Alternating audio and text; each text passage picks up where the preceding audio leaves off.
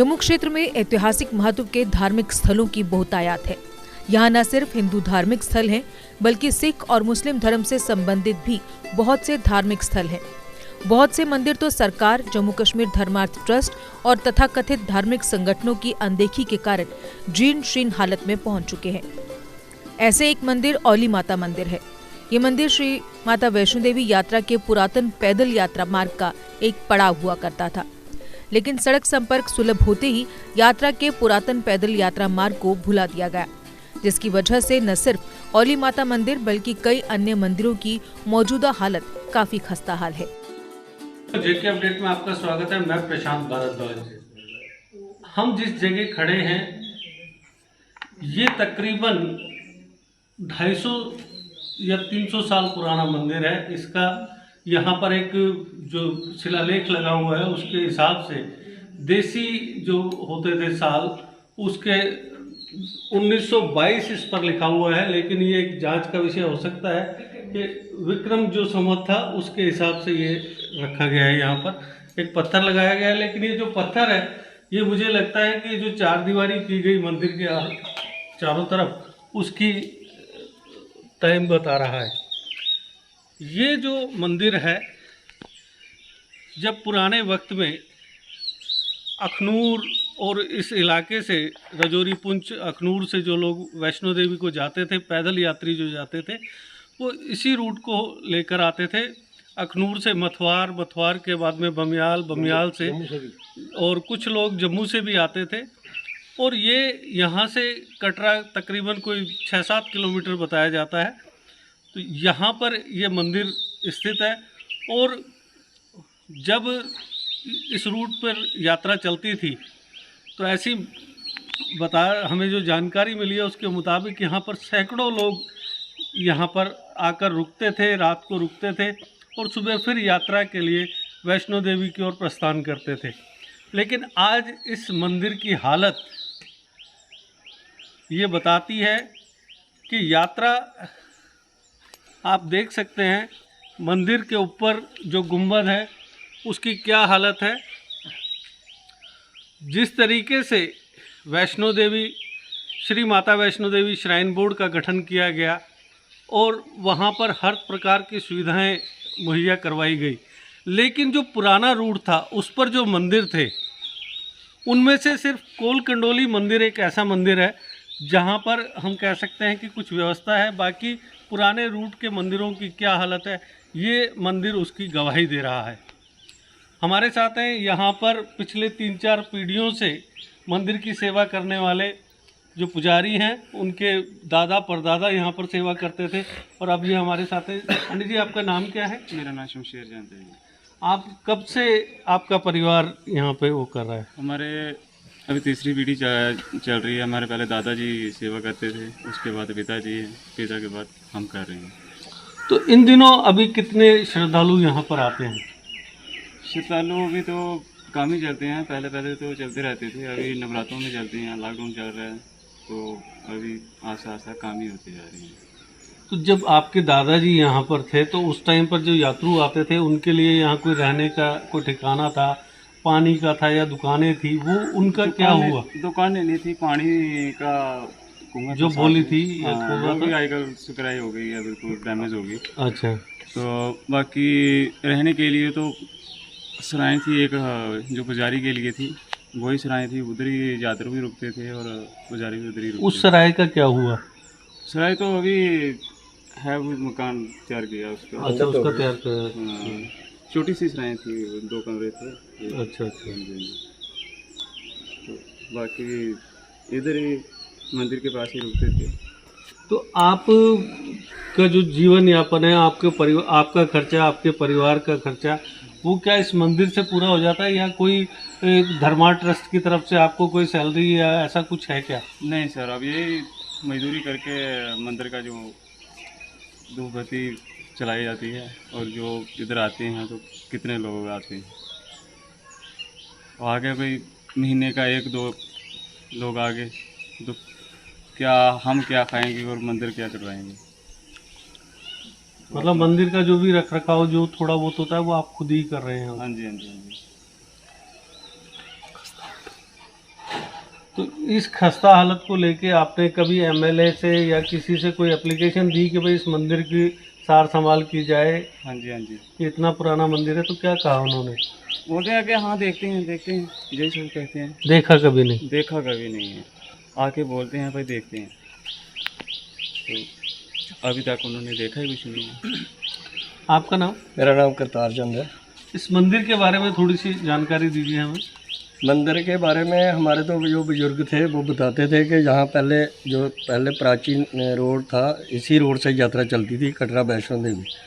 तो ये यात्रा जब कंडोली मंदिर से निकलती थी, आगे जगदम्बे माता मंदिर था, फिर उसके बाद खीर भवानी मंदिर था, पुंगाली माता मंदिर था, लक्ष्मी का, और रास्ते में कई सारे मंदिर हैं। जैसे बमियाल में ठाकर द्वारा था, गोडला में तबेला था, वहाँ घोड़े छोड़े वगैरह, घोड़े पर जो लोग जाते थे वहाँ घोड़े रुकते थे राजा महाराजा के टाइम से। और कहीं रास्ते में कुएं बने हैं, बोलियाँ बनी हुई हैं पानी के लिए। अभी सारे के सारे ऐसे ही है, खंडित हो चुके हैं। तो इस मंदिर को किस नाम से जाना जाता है? ओली माता मंदिर। ओली माता मंदिर। मंदिर। तो आप लोगों ने कभी कोशिश की कि ये आपके इलाके का इतना प्राचीन मंदिर है, यहाँ पर थोड़ा सा विकास हो?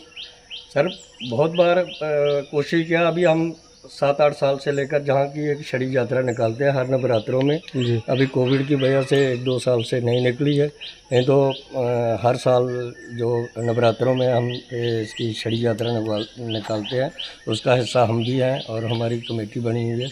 बाकी हमें अपने लेवल से कुछ थोड़ा बहुत जो जहाँ थोड़े थोड़े मंदिर थे, किसी को बोल के, जैसे पुंगाली मंदिर था तो वो बिल्कुल गिर चुका था, तो किसी संस्था को बोल के उसने उसको ठीक करवाया है। 1-2 मंदिर और भी है रास्ते में और बोर्ड भी रखा है। बाकी यहाँ जो अखनूर से लोग आते हैं, जैसे कटरा वैष्णो देवी जाते हैं अखनूर से, तो उनका 150-200 रुपये किराया लग जाता है कटरा जाने तक। अगर ये रास्ता बन जाए तो बड़ी मुश्किल से 40-50 रुपये में वो कटरा में पहुंच सकते हैं। और हज़ारों लोग रोज़ के अखनूर के जो वैष्णो देवी जाते हैं, आप लगा लो हिसाब कितना पैसा पब्लिक को बचेगा। तो बाकी ये रोड का होना चाहिए, इसका ये जो कटरा से आधा किलो 700 मीटर बीच में बजा है, इसका काम बहुत धीमी गति से चल रहा है, बिल्कुल ना के बराबर चल रहा है। मतलब 700 मीटर पूरा हो जाए तो कटरा तक पूरा समझो कटरा का रोड खुल जाता है, चल जाता है। तो चलो अगर कटरा में हम लोग मिल जाते हैं तो हमारे लोग जहाँ से 100 कोई रोजी रोटी कमाएगा, दूध लेकर जाएगा, कोई कुछ लेकर जाएगा, थोड़ा बहुत रोजगार तो चल सकता है। तो दर्शकों, आपने देखा कि किस तरीके से ये एक प्राचीन मंदिर जर्जर हालत में पहुंच चुका है।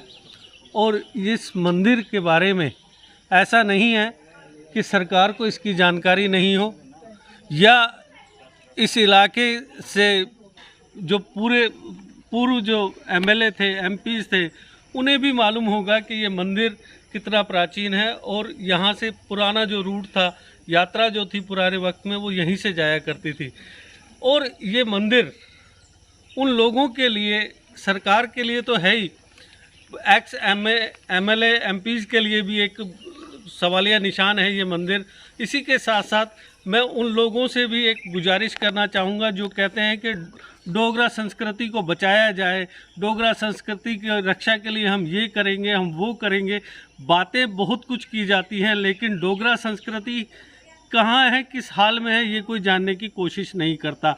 डोगरा संस्कृति इस मंदिर में झलकती है कि 250-300 साल पहले डोगरा जो महाराजा रहे थे, उन्होंने सहायता से ये मंदिर बनवाया होगा, इसके लिए पैसा दिया गया होगा, लेकिन उसके बाद इसका रखरखाव किस तरीके से किया जा रहा है, ये मंदिर की हालत बताती है।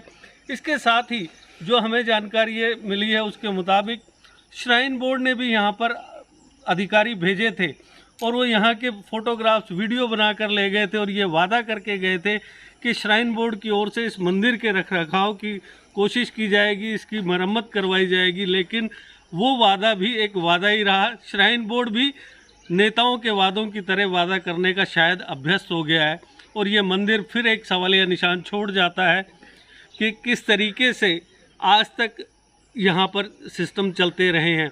ये हमारी डोगरा जो संस्कृति है, जो कल्चर है, मंदिर जो पुरातन मंदिर हैं, या वेशभूषा है, या खान पान है, उसकी तो आप बातें करेंगे, लेकिन जो डोगरा संस्कृति ऐसे मंदिरों की दीवारों में चिनी हुई है जो इनसे पता लगता है कि डोगरा संस्कृति में किस तरीके से देवी देवताओं को विशेष स्थान दिया जाता था, उनके सम्मान में मंदिरों का निर्माण किया जाता था और पूरी तरीके से उनका आदर मान किया जाता था, पूजा अर्चना की जाती थी। लेकिन आज ये मंदिर एक ऐसे पुजारी के हवाले है जो दिहाड़ी लगाकर इस मंदिर के रखरखाव की कोशिश कर रहा है। क्या सरकार के साथ साथ उन संस्थाओं का जो डोगरा कल्चर की बात करती हैं, क्या उनका ये दायित्व नहीं बनता कि इस पुजारी की मदद की जाए ताकि इस मंदिर को एक नया स्वरूप प्रदान किया जा सके। अब दर्शकों, जेके अपडेट की हमेशा कोशिश रही है कि इस तरह की चीज़ों को उभारा जाए और उसे लोगों के साथ साथ सरकार तक, संबंधित विभागों तक पहुंचाया जाए।